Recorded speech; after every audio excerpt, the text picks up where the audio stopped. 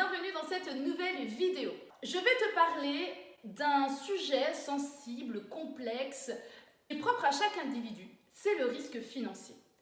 Quand tu as envie de changer de travail, en temps normal, eh bien, ce facteur de finance va automatiquement rentrer en ligne de compte. Bien, en temps de crise, autant te dire que ce facteur, il est amplifié. Dans cette vidéo, moi, je vais te donner la distinction à faire entre deux types de risques et où parfois l'amalgame peut être fait dans les consciences.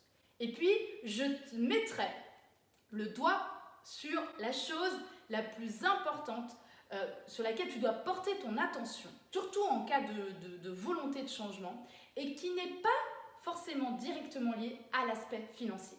Mais je ne t'en dis pas plus, reste avec moi, à tout de suite.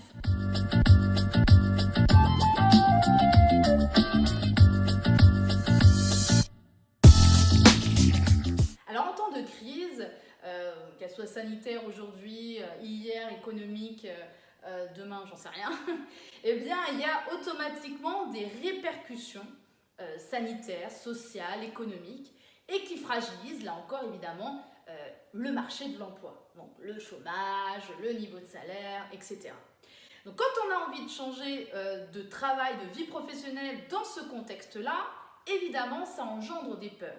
Et la première peur qui surgit, c'est la peur financière. Je vais revenir sur ce point, notamment au niveau des risques.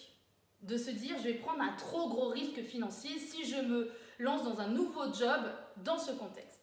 Alors, il y a le premier risque que tu perçois et qui est énormément influencé par l'environnement, toutes les informations négatives, toute l'actualité anxiogène. Ça va forcément impacter ta perception du risque par rapport à ton choix de changer de travail.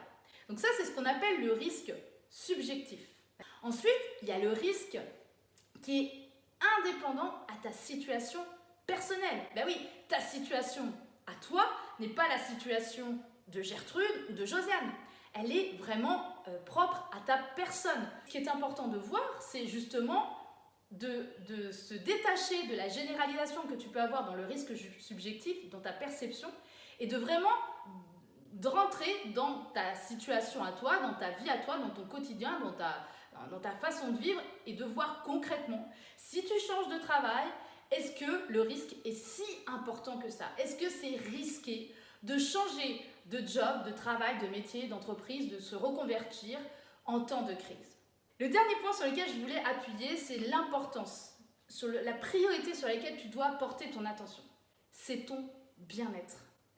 On parle là actuellement de santé mentale, mais oui, c'est hyper important. Oui, effectivement, l'argent est un contributeur du bien-être.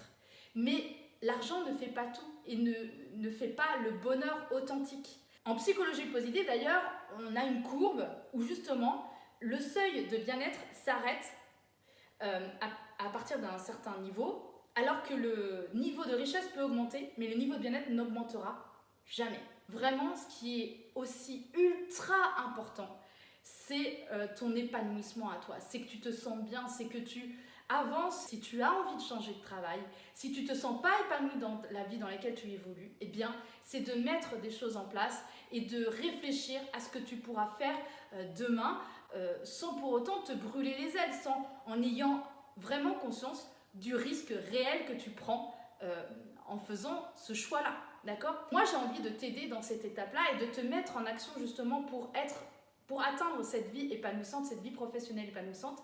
Et je t'ai créé cette feuille de route, trouver un job passionnant, qui est garnie de 3 exercices et qui vont t'aider à justement réfléchir sur ta situation actuelle et à te projeter dans un avenir professionnel beaucoup plus stimulante.